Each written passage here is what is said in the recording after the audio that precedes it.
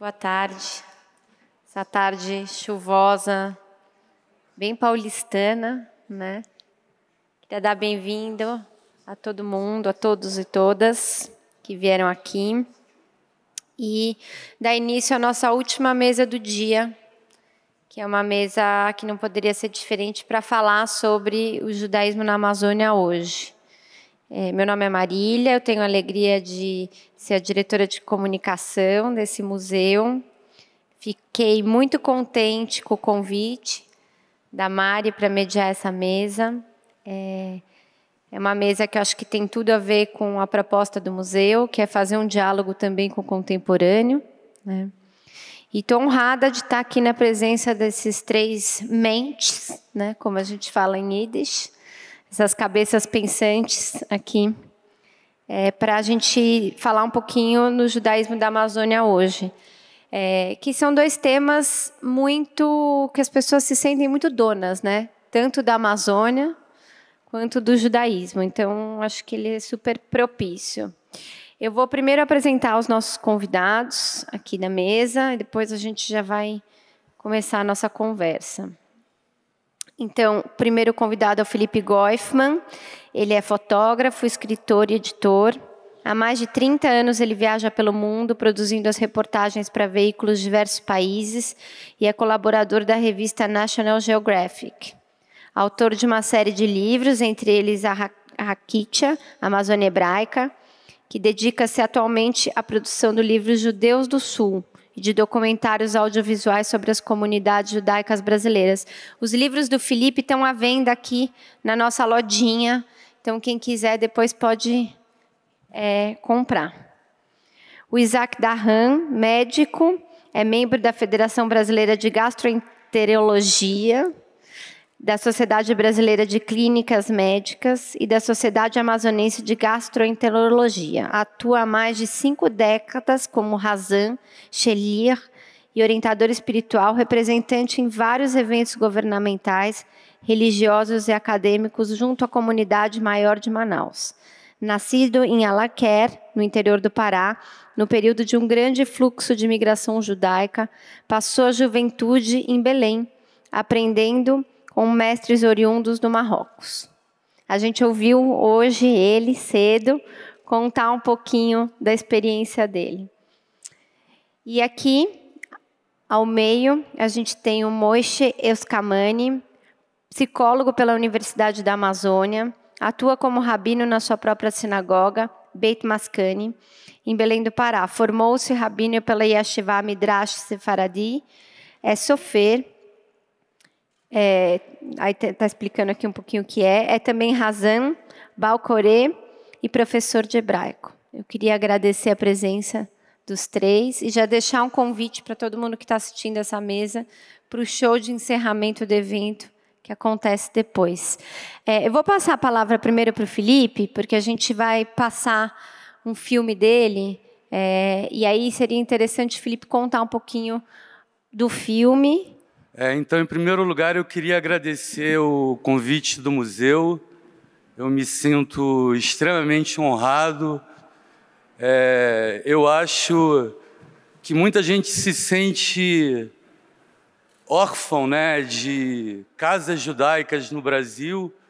Né, em São Paulo, talvez menos, porque a hebraica ainda seja muito frequentada, mas eu vejo que nas outras cidades isso é uma coisa que acabou um pouco, né? E esse museu, né, dirigido por muitas mulheres, né, com imagens da Marielle em frente, me aproximam do que eu sinto o que é ser judeu, né? Assim, o judaísmo contemporâneo, e que pratica realmente uma coisa que é uma tradição bem marroquina, né, que é a Gemilut Hasadim, que é a justiça social. E eu me sinto extremamente honrado, né, com o convite desse museu e com a existência desse museu. Acho que é um caso único no Brasil. E eu tenho me dedicado há muito tempo a a documentar a imigração judaica para o Brasil. Eu decidi fazer uma série de 5 livros pelas regiões que eu determinei, que eu marquei assim, onde existe uma presença judaica forte. O meu livro sobre a Amazônia é o 3º livro que eu faço, agora eu já estou no 4º, sobre o Sul. E eu tenho uma metodologia especial para escrever os textos dos meus livros, que é fazer entrevistas orais, né, com as personagens que eu vou encontrando no caminho, né? Então, em cada livro que eu faço um filme em paralelo. E a gente vai ver aí. Parabéns, Felipe. Obrigada por compartilhar. Quer contar um pouquinho agora? Eu acho que eu prefiro passar a bola para eles, né? Porque a minha observação da Amazônia, e não só na Amazônia, pelo fato do Brasil ter tido toda essa história ligada a Portugal e a Inquisição, a gente tem um número incerto, mas um número gigante de pessoas com ascendência judaica no país. E tem toda a questão dos Bnei Anusim, e nos estados do norte tem um fenômeno parecido, né? Mas eles não podem ser considerados Bnei Anusim porque eles não foram forçados a nada, né? Eles simplesmente casaram com mulheres ribeirinhas, às vezes, como mostra no filme, com mais de uma mulher, né? E talvez nos estados do norte tenham 3.000 judeus oficiais, mas devem ter talvez, sei lá, um número incerto, aproximado de 100.000, quem sabe quantas pessoas com sobrenomes judaicos. E assim como os Bnei Anusim, tem um grande número dessas pessoas que querem retornar ao judaísmo. E esse é um problema que é muito forte no Brasil, né? Porque, sei lá, no Brasil tem o quê? 100.000 judeus e talvez o mesmo número de pessoas querendo retornar ao judaísmo, que não são aceitas nem pelo judaísmo oficial, pelas conversões que têm que ser feitas de maneira ortodoxa em Israel, ou com rabinos ortodoxos que vêm para cá, mas mais do que isso, elas não são aceitas pela comunidade oficial por simples, e as pessoas têm medo de dizer isso, mas eu tenho que dizer por simples preconceito social, porque essas pessoas são mais humildes, às vezes elas são pretas, às vezes elas são pobres, e não são aceitas, né?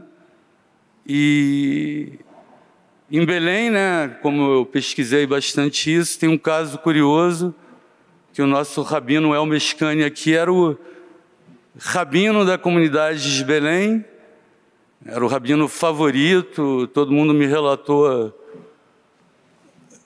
sobre ele com muito amor e talvez saudade, mas as 2 sinagogas de Belém foram rabadizadas, digamos assim. E o rabino El Meshkani, ele está cuidando dos que querem retornar ao judaísmo. E isso é um conflito muito forte em Belém, eu sinto isso, né? Uma comunidade que, como as demais do país, é muito polarizada. E já em Manaus é o contrário, né? Porque dos marroquinos que vieram para o Brasil, tinha os Megorashim, que eram os forasteiros, né? Os da Espanha. Megorashim é os... Sim, os forasteiros que vinham da Espanha, né? Os Sefaradim, e já existiam os judeus chamados de Toshavim, que são os que já estavam no Marrocos há incontáveis anos. E ao contrário do que acontece em todos os lugares onde as sinagogas se dividem, em Manaus elas se juntaram. Então, acho que é isso. Eu vou passar a bola para eles. Bem, primeiro eu fico feliz em participar aqui no museu, deixar a nossa colaboração com informações e nossa experiência de judaísmo vivido na Amazônia. Nosso lado aqui é o nosso fotógrafo Felipe e o seu belo trabalho.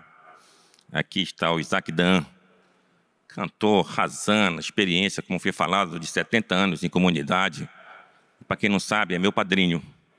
Quando eu nasci, quem me segurou naquela cadeira de fazer o Brit Milá já era aqui o Dr. Isaac Dan. Então, fico feliz de participar com ele de uma mesa como essa. Bem, eu queria trazer para vocês a seguinte experiência. Como a gente já viu, os judeus vieram do Marrocos, início do século XIX. Eu encontrei lá em Belém, procurei no arquivo histórico da cidade, uma citação do livro daquele autor, não sei se ele é alemão, parece o nome dele, Hans Borger, que fala a história dos judeus.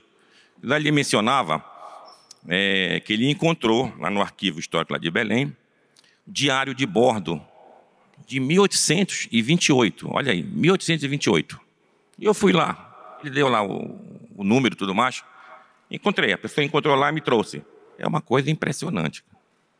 Então, 1828, judeus já viajando de Belém para Portugal, para Lisboa. Quer dizer, já estavam lá há mais tempo lá.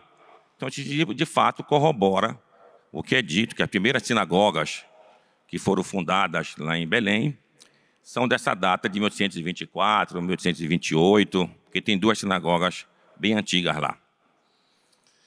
E o outro caso é que, durante a cabanagem, quando o Brasil, o Dom Pedro I faleceu, até o Dom Pedro II assumir, teve aquela regência. E durante a regência, teve várias guerras internas no Brasil, em vários estados, e lá do Pará foi a cabanagem. Nessa cabanagem, foi de 1835 a 1840. Então, o vice-cônsul inglês da época, ele cita que 2 judeus foram mortos. Ele não dá o nome, mas diz que 2 judeus foram mortos nessa ocasião aí. Então, eu procurei aqueles cemitérios bem antigos da cidade, lá de Belém, judaico, e na rua principal, lá onde hoje é centro da cidade. Então, tem uma sepultura, que ela está bem antiga, mas não deu para eu descobrir o nome e nem a data. Fui lá, levei a Carol, minha mulher, para a gente botar aquele papel carbono, mas assim não deu para pegar o nome e a data. Mas tem uma referência de um rabino que viveu no Rio de Janeiro aqui, em 1920. Rafael Isaías Rafalovitz, o nome desse rabino. E no livro dele, ele escreve que ele esteve em Belém e que ele viu uma sepultura, a mais antiga que ele encontrou, era de 1838, durante a cabanagem. Isso é uma história. Bem, lendo um livro do rabino do Marrocos, Rabbi Yitzhak Ben Gualid, ele tem um livro escrito Vayomer Yitzhak. É livro de responsa. São várias perguntas que ele recebeu durante a vida dele e ele respondeu. E está naquele livro lá. E lá tem pergunta de Belém. Então, a seguinte pergunta que surgiu lá. Um judeu do Marrocos, sai do Marrocos e vai para o Brasil, chamado Yehudá Arrobas. E esse Yehudá Arrobas, ele ganhou dinheiro lá em Belém. Fez dinheiro lá. Então, ele ele mandou um dinheiro, meu dizendo, para o Marrocos, para a cidade de Marrakech, que ele morava, para se comprar um Sefer Torá e levar para a sinagoga que ele frequentava lá. Bom, quando ele manda o dinheiro, ele falece lá em Belém. Aí o responsável pela comunidade, a comunidade manda a carta lá para o Marrocos. Como foi dito, que ele demorava meses, para chegar, ir até Gibraltar, Gibraltar descia para o Marrocos. Chegou no Marrocos, dinheiro. Quando chega no Marrocos o dinheiro, o homem tinha falecido já. Aí a irmã dele disse, não, a herdeira sou eu.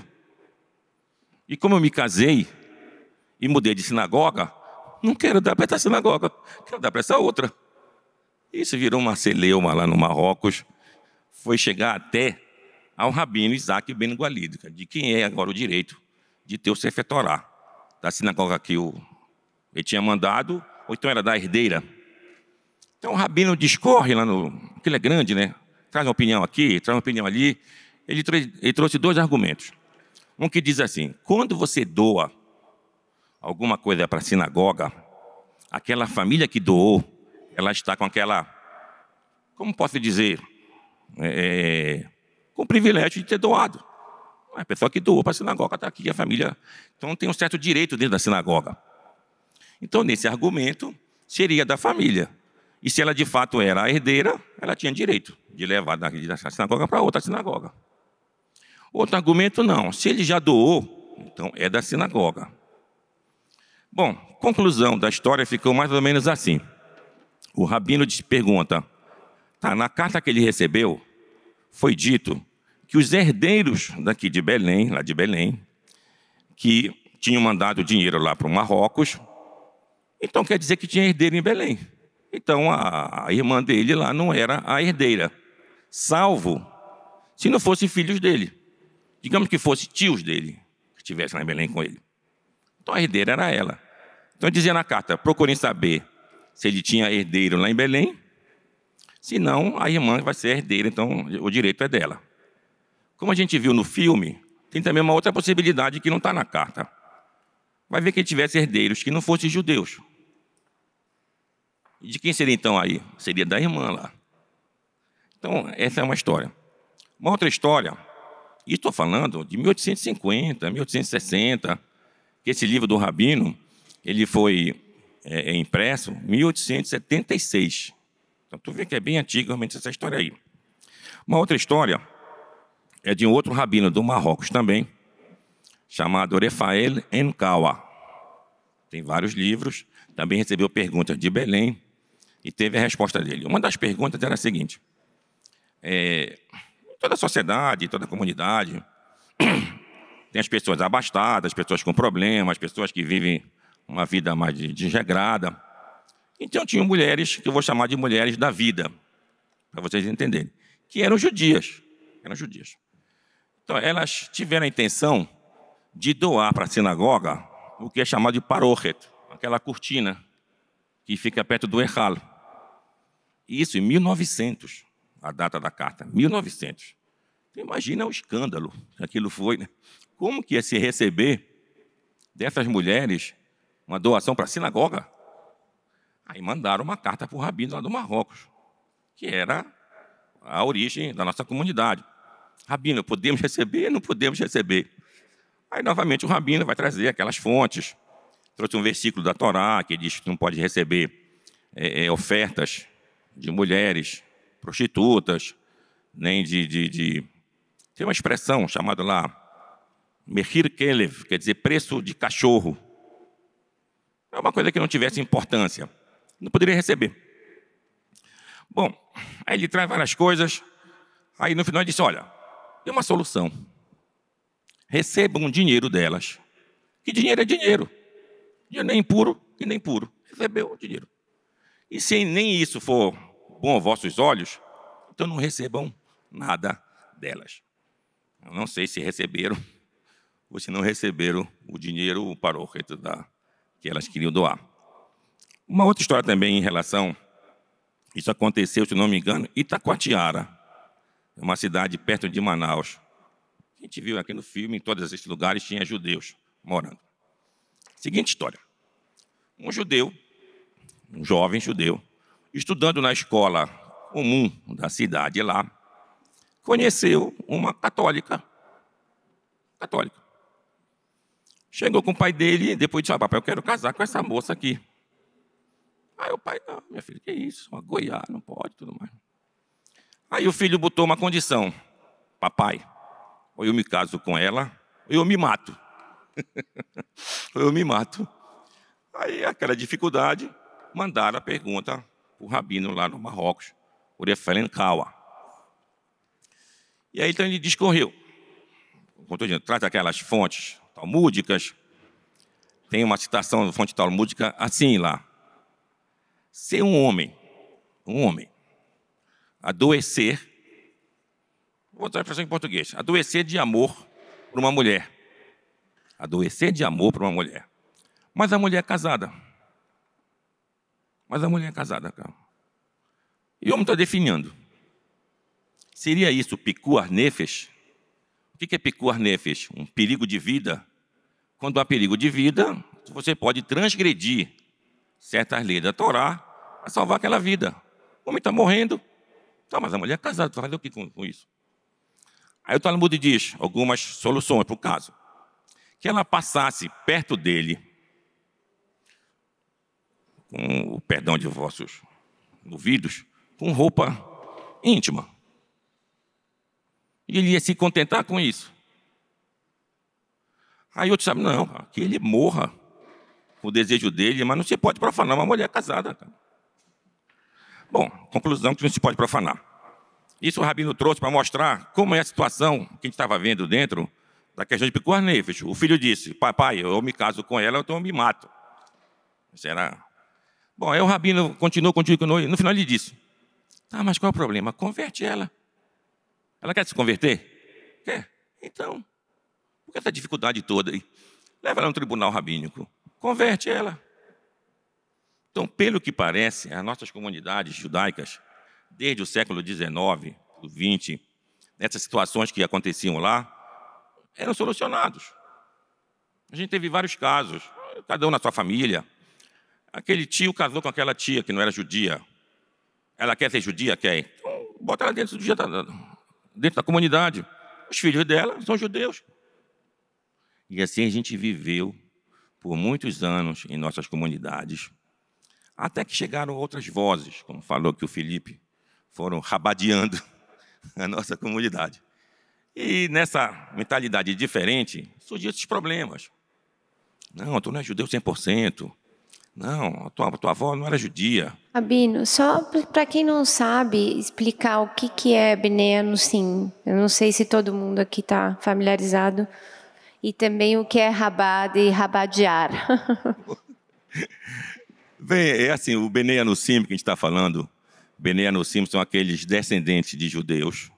Descendentes de judeus. Podem ser mais longe, 100 anos, 200 anos, 300 anos pela Inquisição, ou esse mais recente. O avô casou com uma mulher que não era judia, o pai já não é, tem o neto, mas ele quer ir na sinagoga, ele quer frequentar. Vai dizer que não para ele? Então, esse era o dilema interno das nossas comunidades. Em geral, eram acolhidas. Agora que mudou a mentalidade, eu falei Rabada, né? Rabada é um movimento judaico do século XIX para cá, surgiu na Europa, depois foi para os Estados Unidos. Eles acreditam que o Rebbe, o último rabino deles, é o Mashiach, é o Messias. E esse Messias, que é o Rebbe, já morreu. Então, eles ficaram agora com duas vertentes internas. Uma que diz que ele vai voltar, ele vai ressuscitar. Bom, essa história a gente já conhece, né? De outros personagens que morreram, que é dito que vai voltar. E tem outra vertente que eu acho pior ainda. Diz, não, ele nunca morreu. É tu que não consegue enxergar, cara. Tu não tem mérito de enxergar o Rebbe, mas ele está vivo. Então, esse é um movimento rabado, está em toda a parte do mundo, com essas ideias, e tem essa postura, digamos assim, vou chamar de rigorosa para não usar outro termo, mais rigorosa. Se é certo ou errado, cada um faz o seu próprio julgamento. Bom, então, o que fez o rabino lá? Converte ela. E parece que foi resolvido dessa maneira. Para terminar o que eu estou falando, teve um outro caso, que foi assim, em 1880, um judeu manda uma carta para o rabino lá do Marrocos, perguntando o seguinte, rabino, estou cansado de comer peixe, já que não tinha carne cacheira. Quero comer carne. Aí o rabino mandou para ele e disse, olha, ainda falou com um sábio chamado Issachar Sarraf, era o nome desse outro rabino. que estava viajando do Marrocos para Israel. E foi perguntado para ele. Ele disse, é muito simples. Pega alguém da comunidade que não tenha problema de desmaio ao fazer o abate do animal, que ele deve afiar bem aquela faca dele, mostrar para alguém da comunidade que é mais versado no conhecimento de Torá, conhece a leitura de Torá, conhece o ritual de sinagoga, que ele, a faca está boa. Então manda essa pessoa fazer o abate, pega um carneiro, faz o abate. Se for um boi, faz o abate, carne cacheira. Então a gente percebe aqui a facilidade e a flexibilidade da visão desses rabinos, principalmente do norte da África. Situação um pouco diferente, tá bom, para fazer. O que a gente não pode perder é como fazer aquela situação acontecer. Então, nós que nascemos lá, nossas comunidades, Belém, Manaus, que trabalhei também, a gente percebeu muito isso. Então, a gente não podia fazer uma coisa diferente. Então, como o Felipe mencionou, eu trabalhei por 30 anos na comunidade regular, lá em Belém. Trabalhei no centro israelita, trabalhei nas 2 sinagogas de Belém, a Shara Shamayim, que é aquela sinagoga bonita que a gente viu aqui no filme, na Eshel Abraham também. Bom, mas as sinagogas têm seus próprios motivos. Não pode receber alguém que é de fora, tem o perigo de ser alguém, tu não sabe o que ele quer lá dentro, se ele quer converter a gente, ou se é uma pessoa que pode fazer algum dano físico. Tem seus perigos, isso não há dúvida. Tá, mas a gente não pode deixar de dar uma resposta judaica para esse anseio de pessoas que querem se aproximar do judaísmo. Então, desde que eu já morava aqui em Belém, antes de ir para Israel, me formar no rabinato lá, eu já tinha essa ideia, mas não pode ser uma verdade. Então, a Torá é verdadeira, eu acredito nisso. Mas só para mim? Para o meu amigo que não é judeu, não é para ele também? O Deus é só meu. Eu nunca ainda compreendia bem essa ideia. Quando eu fui para Israel, fui estudar, ver, não, tem sim uma visão mais ampla do judaísmo, que não envolve só os judeus. Os judeus é um povo, isso é uma história. Tá, mas o judaísmo, como religião, como filosofia, como crença, ela é abrangente. Aí vem hoje em dia que se chama de Benei Noach, a maioria já ouviu falar disso. Benei Noach. O que é o Benei Noach? Benei Noach, Noach é Noé. Noé. Então, se a gente for ver dentro da Torá, por exemplo, desde o primeiro capítulo, lá em Gênesis, até a época da Torre de Babel, que isso é anterior aos patriarcas, Abraão, Isaac, Jacó, e logicamente anterior também à entrega da Torá no Monte Sinai, a gente vai ver que certas situações, que eu vou chamar de certos pecados, tinham a sua punição. Por exemplo, Caim matou Abel, aí foi castigado, então matar não é permitido. Lá no capítulo 12 é dito que então se começou a profanar o nome do Eterno. Então era blasfêmia. No capítulo 6, eis que os filhos dos juízes, de pessoas importantes, violentavam as filhas do homem. Então, a imoralidade proibida. Antes do dilúvio, tinha o que era chamado de Hamas, em hebraico. Hamas quer dizer um roubo. Não é um furto. O roubo é aquele que é com certa violência. É o roubo. Então, tudo isso aconteceu e, por causa disso, veio o dilúvio. Quando acaba o dilúvio, até então a gente era vegetariano. Deus só tinha permitido a Adão e os seus descendentes a ingerirem coisas vegetais. Depois do dilúvio, na época de Noé, Deus permitiu que a gente comesse coisas de animais. Mas tinha que tirar o sangue. Não se poderia comer ainda uma parte do animal se ainda estivesse vivo. O animal perdeu uma perna. Não podia comer aquela perna dele. E depois nós temos também, nesse próprio capítulo 9, se alguém matasse uma outra pessoa, ela seria julgada e seria cobrada dela esse sangue derramado. Então, é o julgamento. E, por último, a Torre de Babel. Na Torre de Babel, o que a gente fez como humanidade? A gente queria acertar Deus como se fosse, para tirar Deus desse seu poder, para que nós, seres humanos, ou os nossos ídolos que a gente dávamos o poder de Deus, tomar conta da gente. Então, aqui está explícito os 7 mandamentos dos filhos de Noé. Então, esses filhos de Noé, eles são todos, todo mundo. Então, alguém se aproxima. Rabino, eu queria estudar mais sobre a Torá. Posso ir na sinagoga? Se eu fosse rabino da outra sinagoga, eu ia dizer o que para ele? Não, tu não pode ir. Tem que falar com a diretoria. Me liga daqui a 10 dias. Ele ligava, a diretoria ainda não deu resposta, cara. Fui embromar ele até ele desistir. Se ele não desistisse, olha, a diretoria disse que não, tu tem que fazer uma carta pedindo. Conclusão, ele não podia ir. E assim acontecia com vários outros. Aí depois a gente, como judeu, reclama que o não-judeu não ama a gente. Tu quer que ele vai te amar ainda? Como é que ele vai te amar? Rabino, hoje na sua sinagoga, como é que é? Pois é, então, o que aconteceu? Eu abri essa sinagoga, dei um nome, logicamente, quem percebeu, o nome é o mesmo, né? Beit Meshkani. Meshkani em hebraico é Mishkani, quer dizer o meu santuário, e ela é aberta a todos. Judeus, descendentes de judeus, convertidos pela halachá, convertidos não tanto pela halachá, Benei Anusim, estes que são descendentes, e aqueles que não têm descendência. A pessoa, por exemplo, de origem oriental, nada a ver com Benei Anusim, mas eu quero ser judeu, eu quero aprender. Ele pode vir.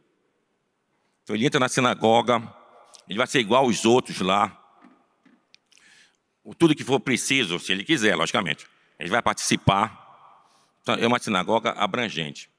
Aqui em São Paulo tem a sinagoga Sem Fronteira. Eu nunca fui lá, não sei como é que é.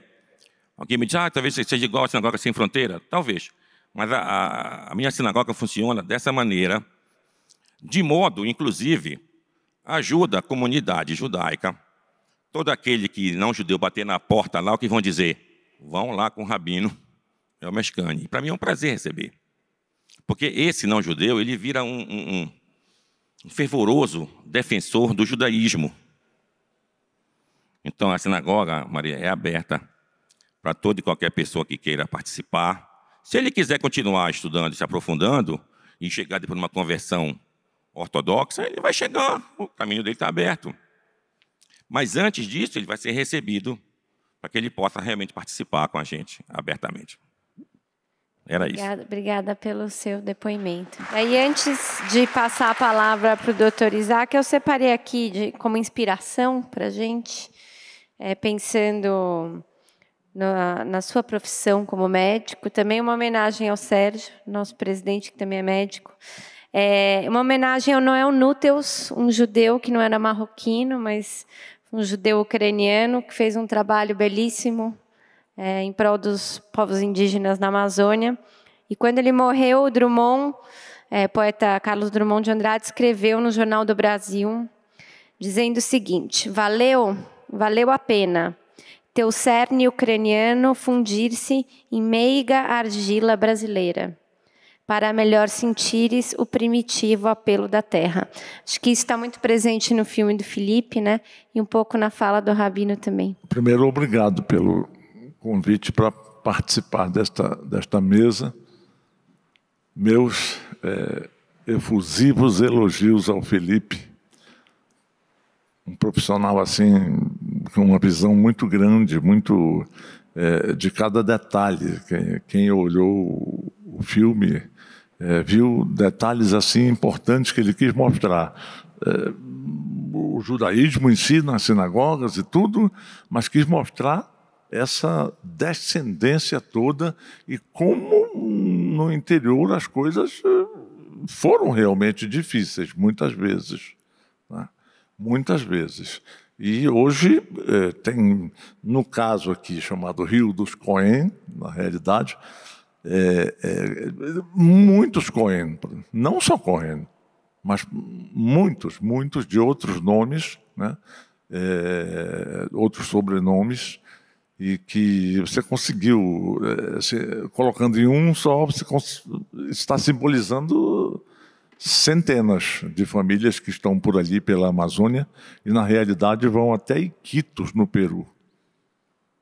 Todo o curso do Rio Amazonas, ele muda de nome, vira Rio Solimões, sobe mais, mas é o mesmo Rio Amazonas, vai até Iquitos, né? E lá você encontra lojas com sobrenomes exatamente iguais aos lá de Belém, por exemplo, onde começou tudo.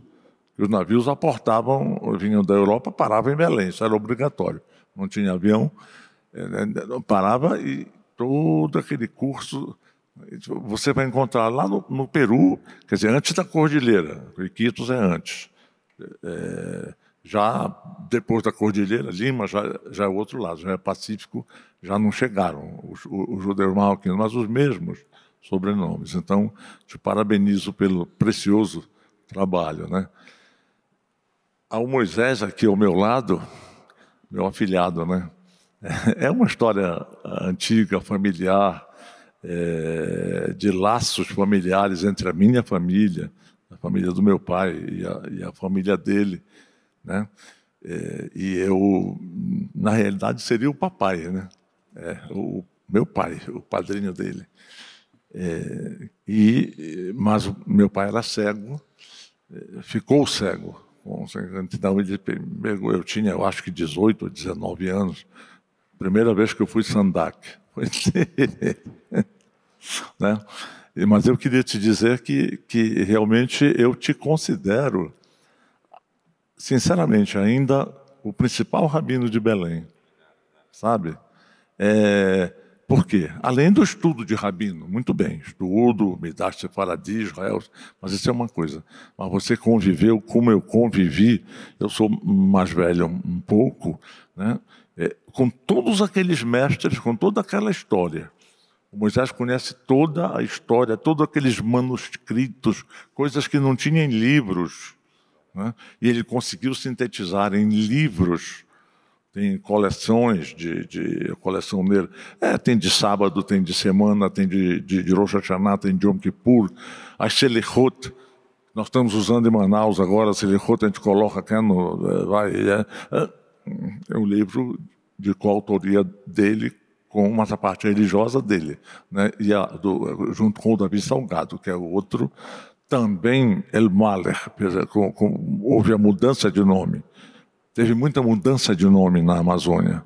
El Bast virou Alves, El Maler virou Salgado, Shem Tov virou Santos. Santos. Tem judeu com o nome Santos. Mas, na realidade, o nome era outro, né? E assim foi, né? E ele conviveu com tudo isso, né? Conviveu e aprendeu com todos aqueles mestres, todas essas filigranas da religião que não tem num livro. Pega, né? Depois houve outros problemas administrativos aí falados. Eu não entro no mérito em si e tudo, mas eu continuo te considerando um sábio, uma coisa. Tanto que de vez em quando eu te telefono, né? Lá de Manaus, tenho uma dúvida, mas como era lá com os velhos daqui e tal, eu sei dessa forma. E ele me diz, é assim mesmo, né? Então está batendo, tá batendo. Como de vez em quando, às vezes, me telefonava, como é que o tio Shalom é o nome do meu pai, como é que o tio Shalom fazia? Era assim, assado? Eu digo, era. Então, aí batia. Coisas que você não pode estar escrito dessa forma e não pode mudar de jeito nenhum, não. Às vezes pode. Às vezes pode, existe minhag, costumes que vão aqui e ali, e você pode, esse meio termo que eu chamo, que existe na comunidade Baruch Hashem, ainda temos na comunidade de Manaus, não há radicalização de um lado nem de outro. Quer dizer, então, existem formas que você pode ir levando sem ofender nenhum lado. Nós continuamos em Manaus aceitando, como eu digo, Sinagoga de Manaus, guarda tudo aquilo que nós aprendemos, era igual. era igual a de Belém. Manaus veio de Belém. Né? Como eu disse, o curso do Rio Amazonas, né? É bem mais nova do que a de Belém. Né? Quando foi 1810 em Belém, em Manaus começaram a chegar em 1870. Até Itacoatiara, que você falou, que teve prefeito judeu, que teve, sabe, um Sefer Torah, que até hoje está lá em Manaus, de 1575, né? Veio lá de Itacoatiara, viajou tudo isso, né? Veio. Então, a gente consegue manter esse meio termo. Né? A sinagoga de lá, todos entram, nós guardamos aqui, senhoras e tudo, vão para Ezrat Nashim, todas vão, um culto religioso,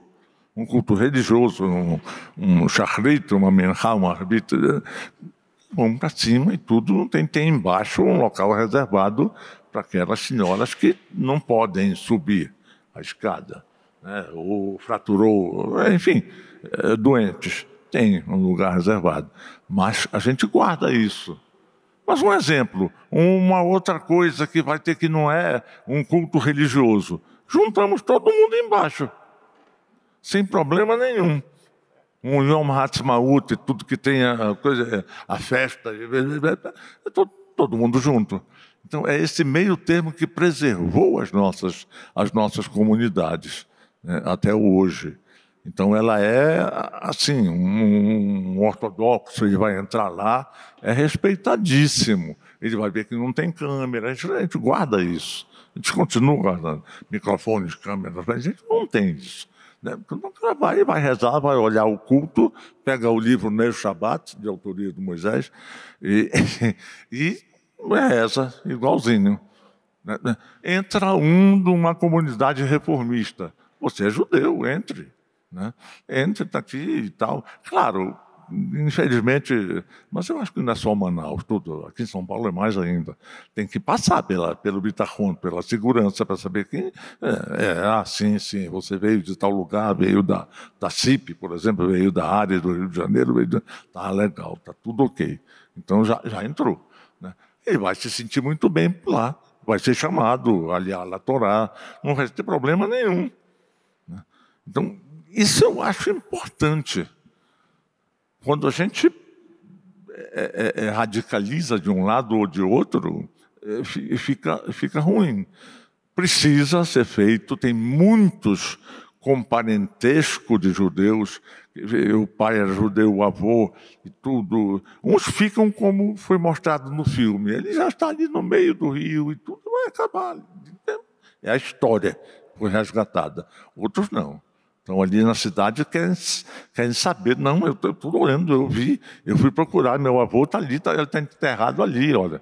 E a gente tem lá no cemitério, tem todas né, tanto quando não havia ainda cemitério, sepulturas no cemitério comunal, né, como de 1928 para cá, já tivemos o nosso cemitério próprio, dentro da quadra principal. Está sepultado, você olha na lista, não, está aqui sim. Então, mas ele vai precisar passar por um estudo. Isso funciona em Manaus, tem. Não é assim, com o nome curso de conversão, sempre não é bem assim. O que nós temos hoje lá é introdução ao judaísmo. Mostra tudo. As pessoas que querem estão, às vezes, judeus próprios da comunidade, mas que estão por fora. São judeus porque a mãe é judia, etc. E tal, mas nunca aprendeu, nunca frequenta. Não tem problema nenhum. Não é. E assim vai. Existem provas, dura 2 anos, dura. E aí se chama um Bet Din. Né? Um Bet Din. Para, inclusive, regularizar direitinho, se quiser fazer aliar, pode. Se quiser, não se dá o status de judeu assim, direto, só porque, não, ele é recebido, é tudo, mas ele tem que cumprir aquele estudo. Tem que cumprir, tem que se submeter a um tribunal rabínico. Né? E funciona assim, desse meio termo. Ninguém dá um corte, não, né? Faz parte da psicologia, né? Começar a dizer alguns não no começo para ver se a pessoa quer mesmo ou é só, como chama? Tem uma frase, fogo de palha, né? Às vezes viu? O cara lê, não, eu gosto, por que você gosta? Não, eu gosto, é porque é muito bonito, é muito coisa do rapaz, mas eu já li no budismo, o budismo é muito bonito, né? E tem assim como. Tem que saber por que ele está querendo realmente ser judeu, né? Essa é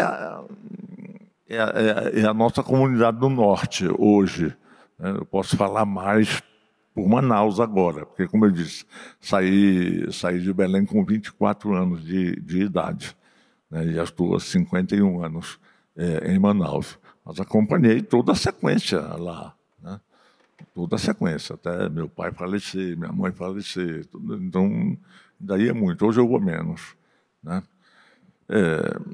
Mais ou menos assim, né? Obrigada.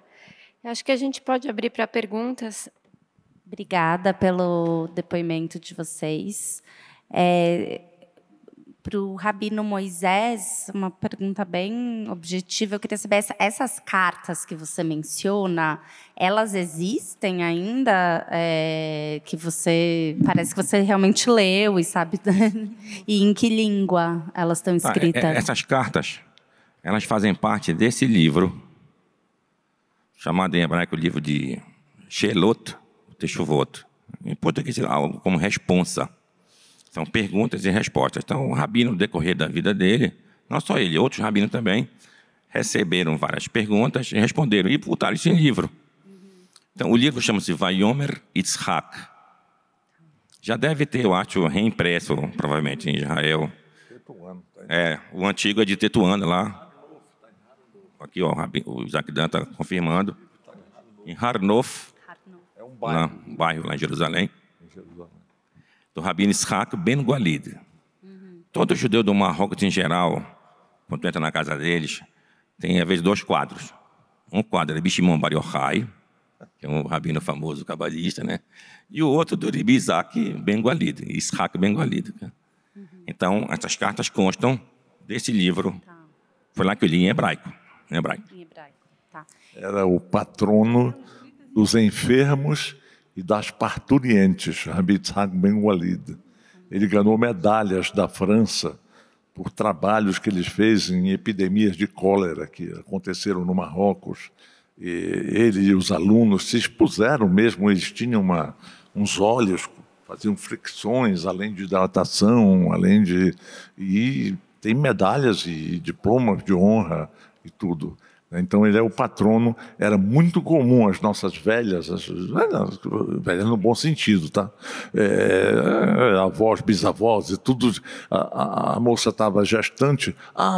Que Rabbi Yitzhak Ben Gualid te deu um bom parto. Patrono dos enfermos e das parturientes. E esse livro, Vayomer Yitzhak, em Harnof, eu cheguei aí, né? Aquela letrinha que... Só para concluir, então, está em hebraico. Provavelmente ele recebeu as perguntas ou em francês, ou em espanhol, ou naquele judeu árabe que era falado lá em Marrocos, e botou tudo para o hebraico. Tanto Traduziram. Foi a pergunta e a resposta dele. Tá. E para o Felipe também, eu fiquei na dúvida, gente, né? Você perguntou aqui, aquela família que você entrevista, onde é exatamente? E se eles chegaram a se converter, né? Quando ele fala, no judaísmo eu encontrei, nunca me senti católico, ele conseguiu se converter oficialmente. Fiquei com essas dúvidas.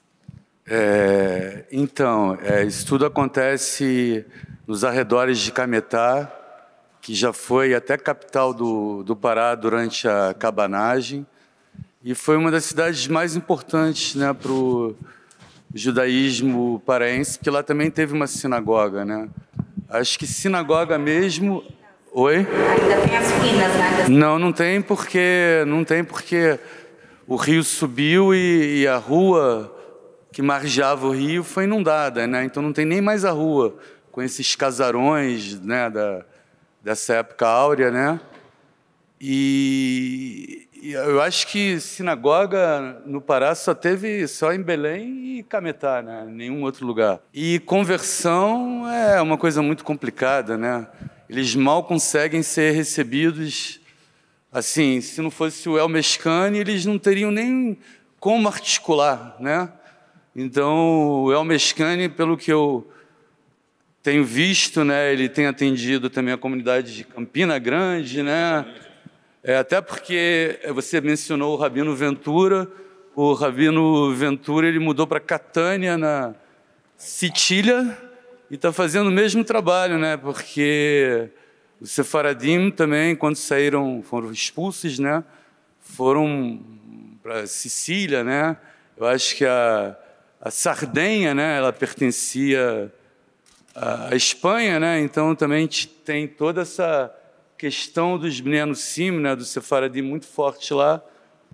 E agora essas nem conversão da ARI ou da CIP ou de qualquer sinagoga reformista ou conservative, ainda que o conservative faça até parte de um partido político, né, um Matsorti, né, mas elas não são aceitas, né? Então conversão se o Rabino Ventura faz uma conversão, ou ela não tem eles não fazem, né? Até porque não tem um valor.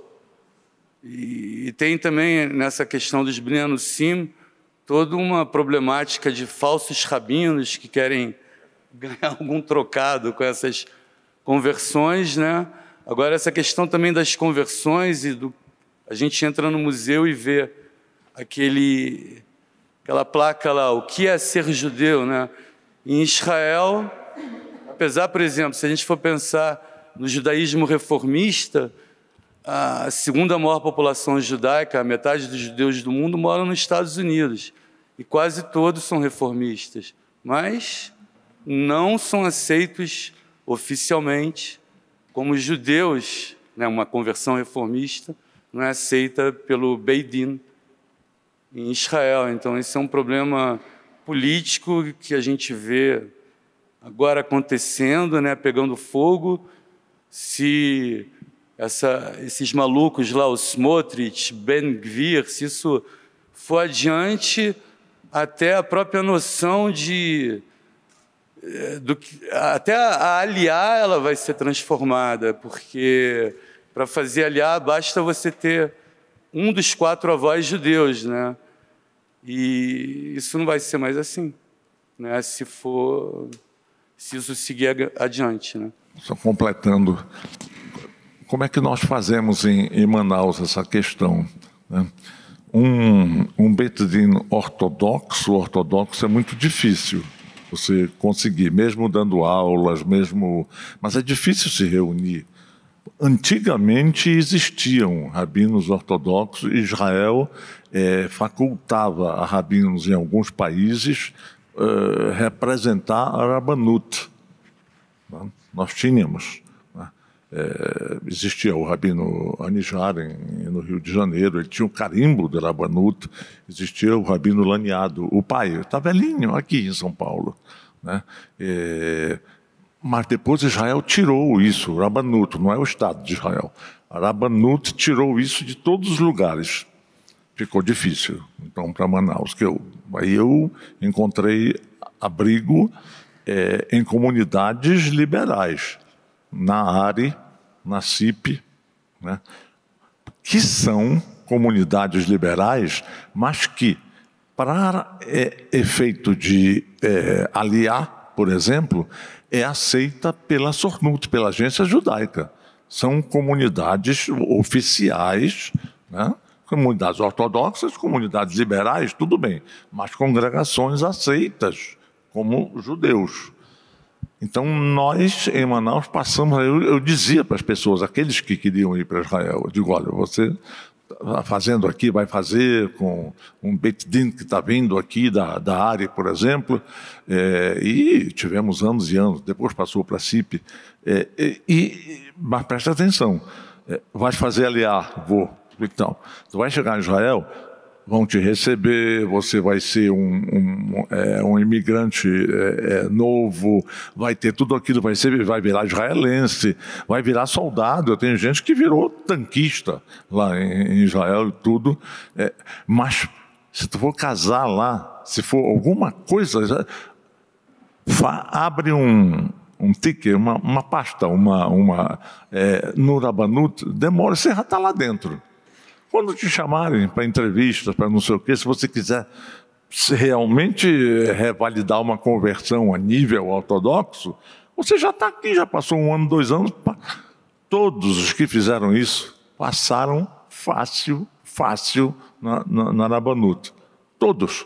Foi um artifício, digamos, que nós usamos. Nós aceitamos as conversões da CIP, da ARI e tudo, sem problema nenhum lá dentro de Manaus e tudo. Mas o camarada quer ir para Israel, quer fazer LA.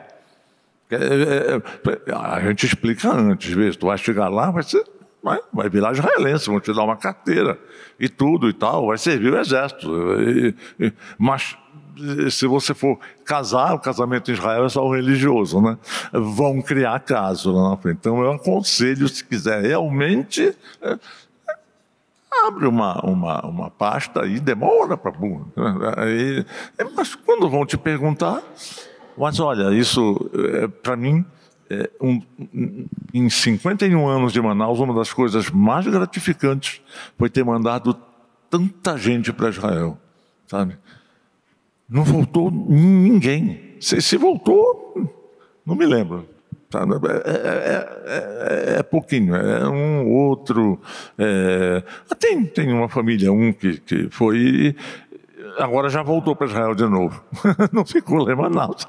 Já está lá outra vez. Né? Então, é uma forma de você tem que aceitar a todos. Todos somos judeus.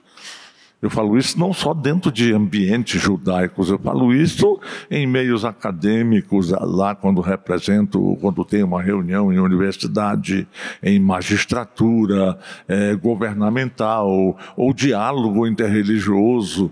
Eu digo, nós todos somos filhos de um mesmo pai. Religião judaica, tudo bem. A outra religião leva a Deus também pelos seus caminhos. Então, existe... E aí, em Manaus, não temos essa dureza contra os judeus. Né? Não há isso direto, não tem. Porque a gente vai sempre tentando levar... Eu sou amigo da parte... Todos eles, os evangélicos. Teve um arcebispo que ficou muito tempo em Manaus, se tornou meu amigo, foi na sinagoga várias vezes e tudo. Eu o trouxe 2 vezes aqui em São Paulo para o diálogo interreligioso. E conversávamos e tal. Eu não virei católico, nem ele virou judeu, não adianta nada disso. Continuamos amigos. E mandando mensagens de acordo com as nossas... nosso aspecto religioso. Esse é o meio termo que eu chamo. E, infelizmente, muitos não querem aceitar. Ou é só de um lado, ou é só do outro lado. Fica difícil. Né? Vamos fazer uma rodada com mais de uma pergunta? Eu queria fazer 2 perguntas, na verdade, diferentes.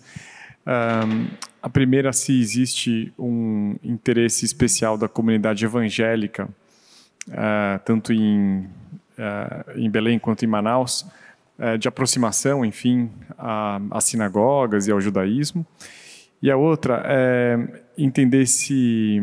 Aqui no museu, por exemplo, a gente tem ali embaixo uma pequena seção, né, que fala dos judeus na Amazônia, na exposição permanente, e que nós temos ali uma Hanukkah, que é tipicamente marroquina, né, aqui também tem uma Hanukkah, né? Uma Hanukkah, perdão, aqui do Marrocos. Então a gente vê assim o registro árabe, né? E queria perguntar para vocês se existem outros objetos ou o que vocês reconhecem ainda do ponto de vista dos objetos religiosos e dos costumes marroquinos que ainda se fazem presentes nas sinagogas ou na comunidade? Bom, boa noite. Complementando também a pergunta dele, a gente sabe que as duas grandes comunidades marroquinas, pelo menos as que eu tenho conhecimento, estão no norte e no Rio de Janeiro, né? No Rio de Janeiro tem uma história muito peculiar, né? Não é a primeira comunidade, mas é a que ficou mais tempo, né? A primeira no Rio foi da Alsácia-Lorena e meio que no bonde da estrutura dessa veio a do Marrocos. Mas assim, uma pergunta que eu tenho assim, até em base nisso, o que ainda está preservado mesmo, na verdade, de memória histórica e cultural? Por exemplo, o futuro Hakitia, quantas pessoas ainda falam? Eu vejo que no Rio de Janeiro assim, é uma coisa super complicada. O que eu mais vejo, assim, estava até falando um pouco disso com a Ilana, pessoas que não... Às vezes até têm vergonha dessa ancestralidade, né? Pessoas assim, que são... a memória é muito, acho que, normativa no Rio, né? Assim, a gente vê isso nos estudos de história judaica nas escolas. E aí a gente vê também uma certa até vergonha da pessoa admitir essa herança amazônica. E aí eu queria saber, assim, tipo, como vocês veem isso, essa sobrevivência cultural, essa sobrevivência identitária desses elementos, seja os objetos físicos ou imateriais, e principalmente pelo fato até que, por exemplo, São Paulo não tem uma comunidade marroquina e é a maior comunidade judaica de longe do Brasil. Então eu queria saber assim, como é que vocês veem isso funcionando hoje na dinâmica do ecossistema judaico do Brasil. Tem muito marroquino em São Paulo, mas estão todos em várias sinagogas, né? Onde tem mais marroquino que eu saiba, assim, é na Rua Heleakov, que é a antiga sinagoga da abolição, que é chamada. Eu frequento ainda, quando estou em São Paulo. A primeira vez que eu fui foi em 74, ainda era na Rua Abolição, e tinham muitos marroquinos. Teve presidentes da congregação marroquinos muito bem recebidos, mas estão todos em vários lugares. É claro que em Belém e Manaus não, continuou. A do Rio... foram paraenses e amazonenses que começaram principalmente quando houve o declínio do ciclo da borracha, muita gente foi embora do norte do Brasil, ali, né? Muitos judeus, judeus e não judeus, né? E a sinagoga é a Shel Gemilut Hassadim, lá na Rodrigo de Brito, em Botafogo, né? Agora já está com bem mais pessoas, mas no início a maior parte era formada de paraenses e amazonenses, né? E vieram muitos para cá, para São Paulo também, como eu acabei de falar, né? Meu irmão frequenta a Mekor Haim, quer dizer que não tem nada parecido com como era lá em Belém. Mas é uma sinagoga separada. E lá tem vários também de origem de Belém que estão lá na Mekor Haim também. Um exemplo só, dos que eu conheço, porque muitos eu não conheço mais, né? Agora, a Hakitia é um dialeto, né? É um dialeto que ele veio da Espanha para Marrocos, principalmente para o Marrocos espanhol. O Marrocos árabe, francês, que é de onde era meu pai, Rabat, onde se falava francês e árabe, a Hakitia não colou muito. Conheciam e tudo. Quando começou a chegar, esse pessoal estava há mais tempo lá, né? Há mais tempo, o Felipe falou isso, né? Aí começaram a chegar os Megorashima, turma vinda, expulsos de Castilha, eles chamam assim, que era da Espanha e Portugal, pelo meio, atravessavam o Estreito de Gibraltar, estavam no Marrocos. Então tem ali aquela costa do Marrocos, onde tem Tetuana, onde tem Tanger, onde tem vários, e ficou de fala espanhola, lá todo mundo fala espanhol. Claro, fala árabe também, porque é Marrocos e tudo. A Hakitia lá floresceu muito. Era um dialeto de ocultação. Era uma mistura de hebraico, de árabe, né? E espanhol no meio, misturado. Numa frase, eles diziam 3, 4 palavras, uma de cada língua. Então, aqui, Shofea Sachem Mohlato. Quer dizer, chofer vem de chuf, que chuf é uma palavra em árabe, olhar, né? Sachen vem do hebraico, shachen, mas ele mudava a pronúncia, virava sachen. Sachen. Morlato é uma palavra meio maluquinho. Ou então, fiscais da Inquisição que existiam, chofer, sachen, mamzer e tudo. Mamzer em hebraico a gente sabe que é outra coisa.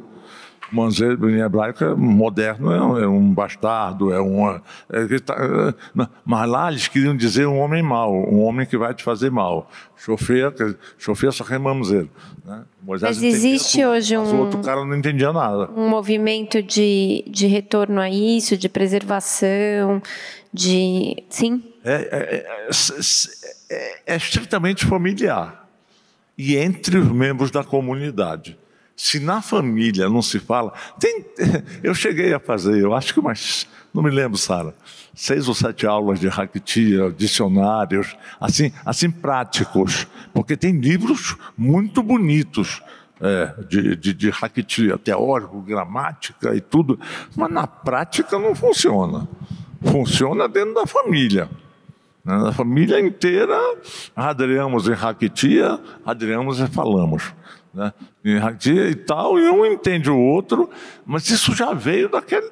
É preciso. Eu acho até que, por exemplo, falando por Manaus, está havendo um movimento das pessoas pegarem mais, começarem a perguntar mais. Porque tem muitas famílias que falam ainda, outras já falam um pouquinho, não conhecem, e outras já não sabem mais nada. Por isso que tentamos fazer essas aulas, isso tudo antes da pandemia e tudo. Eu ainda sou da base não sou muito moderno eu dava aula presencial mesmo, aparecia 20, 30 pessoas e iam, aí eu fiz um pequeno dicionário, chofer, lalear. E aí ia, né? Aqui nossas famílias conhecem bem.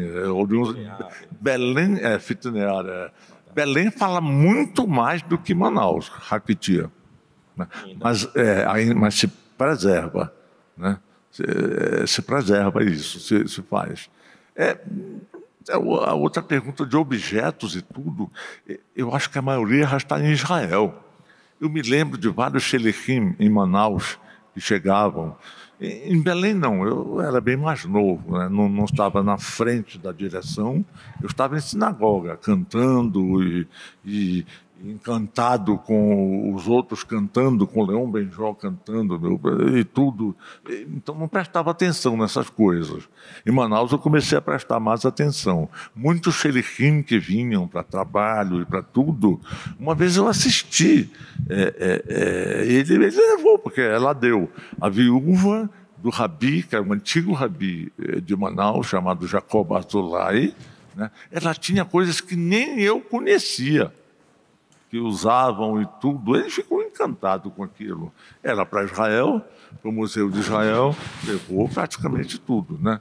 Ela tinha uma passagem do navio chamado Hillary, de terceira classe.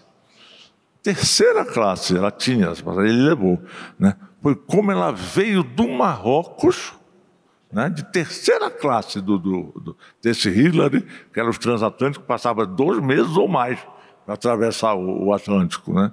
E ela era irmã do seu Moisés Ben-Gvi, né, um racham nosso de Belém, e veio prometida e casou com o rabi Jacob Azulay, em Manaus, veio prometida. É aquela coisa familiar que nós sempre, daquele começo todo, né? Então, esse eu vi, foi se perdendo. Eu vi numa viagem em Marrocos, né? Aí tinham ainda Hanukiot com óleo, com aquelas coisas. O pessoal, eles tentavam imitar lá em Belém.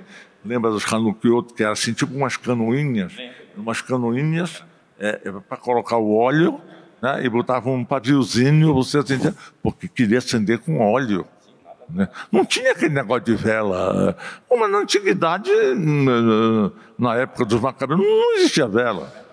Era óleo, era tocha e tudo. A vela, ótimo, ficou mais moderno, deu mais chance para muita gente fazer, que não fazia.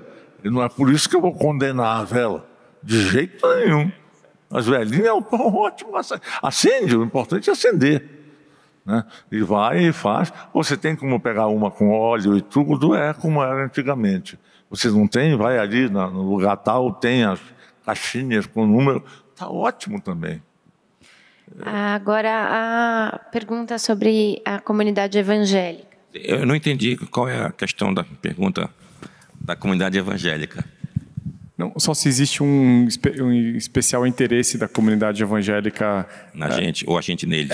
Em você, não, no judaísmo. Não, no judaísmo. Tô brincando, mas... Dos evangélicos no judaísmo. Se chega até você na sua sinagoga. Sim, eu entendi lá. Como eu estou agora no mundo aberto, diferentemente da sinagoga antiga, lá está fechada a porta, essas pessoas nunca chegavam, muito difícil ter acesso. Mas agora não, agora está aberto, Eles me chamam. Bom, agora eu já tenho o prazer de conversar com essas pessoas e ter um certo debate teológico, vamos chamar assim, né? Logicamente que a pergunta básica deles é Jesus, se é o Messias, a pergunta básica é essa daí. E o que acontece? Como o cristianismo é uma religião baseada no judaísmo, as minhas fontes também servem para eles, mas as fontes deles não servem para mim. Então, geralmente, eles querem jogar no meu campo a bola. Usando exemplo de futebol. Eu passo a bola para eles. Acabei lendo esse Novo Testamento, assim como li... assim como li também o Alcorão. Então, eu fico meio familiarizado, que aí dá para falar as coisas. Com ele. Aí, por exemplo, uns exemplos de argumentação. Se a Torá é a verdade, e ela consta numa língua sagrada, e essa língua sagrada é o hebraico, então como é que eu vou sair de uma língua sagrada para uma outra língua? Por exemplo, todo o Novo Testamento, os originais, está tudo em grego. Tudo em grego. Então, eu vou sair para estudar grego, e vou dizer que isso é sagrado, que isso é inspirado por Deus? Isso é uma coisa. Depois, uma citação lá de Atos, que é uma parte do livro do Novo Testamento, né? Diz que João, daqueles discípulos, e Pedro eram indoutos, iletrados. O que quer dizer isso? Analfabeto, não sabia ler. Então como é que eu vou seguir alguém que não sabia ler e nem escrever? Dizer, olha, esse cara é inspirado por Deus. É muito difícil isso. Então, entre outras argumentações, então muita gente chega, vai aproximando, chega com a gente lá na nossa sinagoga lá. Muitos estão agora... Você ouviu falar em judaísmo messiânico, né? O que é o judaísmo messiânico? São aqueles cristãos que estão se judaizando. De que maneira? Eles alegam o seguinte: Jesus era judeu, então eu vou seguir o que Jesus fazia. Jesus ia para uma sinagoga, eu quero ir para uma sinagoga. Jesus usava tzitzit, aquelas franjas, as borlas, ele usava também. Mas eu acredito que ele é o Messias, cara. Yeshua HaMashiach.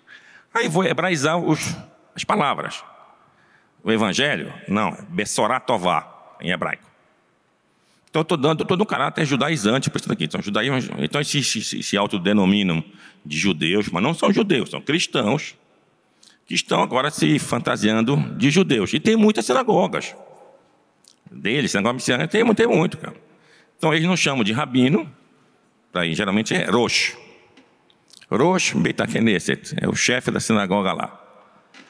Aí muitos deles, com a minha abertura, afluíram dessas sinagogas messiânicas para a minha sinagoga. Não que eu vou lá buscar. Ele me liga, ou manda uma mensagem, pode ir na tua sinagoga? Pode vir, vem aí. Aí ele vem, geralmente imbuído daquelas ideias messiânicas, tudo mais. Quando ele vai vendo a verdade, está aqui, isso aqui é assim. Se ele não se convencer, ele vai sair da nossa sinagoga. Mas, em geral, não acontece isso. Em geral, ele acaba ficando. Então, esse é o nosso trabalho, os evangélicos. Conosco já não funciona bem assim. Porque, na realidade, tem os judeus messiânicos e rabinos. Tem um lá que se intitula grão rabino. Eles não são nem judeus, quanto mais rabinos. né? Aí eu já bato meio de frente, porque querem representar o judaísmo. E não é assim. Eu converso com todos, os evangélicos, os pastores e tal, mas representando o judaísmo tem que ir judeu, né? Então, tem duas que eu conheço que são um rabino tal e o outro é um grão rabino, não sei o quê. Eu digo, quando me perguntam, eu digo, não são nem judeus, quanto mais rabinos, né? Então, não é assim, porque muita fura-fila, né? Furar demais a fila, né? Os pastores, que são amigos, assim, que eu conheço, nenhum, tem um colega médico que é tipo pastor e tudo, mas respeita demais. Ele não se intitula judeu e sabe ler um hebraico igual a gente. Sabe ler e tal, lê tudo, mas ele de jeito nenhum se intitula judeu. Aí entra muito a questão de... Nós chamamos em Hakitia maot. Maot é dinheiro, né?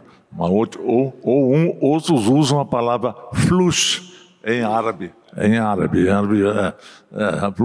Então, tem muito essa coisa, o que não tem dentro da sinagoga, mas não tem mesmo. Então, e aí muita gente embarca nessa canoa e vai pensando que está indo para um judaísmo e tal. Eu conheço duas lá em Manaus, deve ter mais, né? Belém deve ter mais ainda, né? Que a cidade é maior e a comunidade... Aí eu realmente não dá para conversar nesse aspecto, tratando o cara, ele querendo ser judeu já. Eu digo, não, pode até vir a ser judeu, mas passa por todo o processo. Nós somos abertos aqui a conversar, mas já vem com título de rabi. Gente, vamos ter que finalizar. Felipe, quer falar? Não? Tá. Então, alguns convites e avisos. Então, primeiro a gente vai ter o show da Anne Gesine agora, às 6h30. Quem quiser e puder ficar, vai ser lindo. É o nosso show do encerramento. Eu queria dizer que essas jornadas foi só o primeiro passo de um grande projeto que inclui uma publicação e uma exposição que vai ser feita no ano que vem. Queria pedir para todos seguirem as redes sociais do museu, acompanhar, interagir, compartilhar, mandar mensagem, pode fazer pedido, pode palpitar, reclamar. E é isso. Obrigada.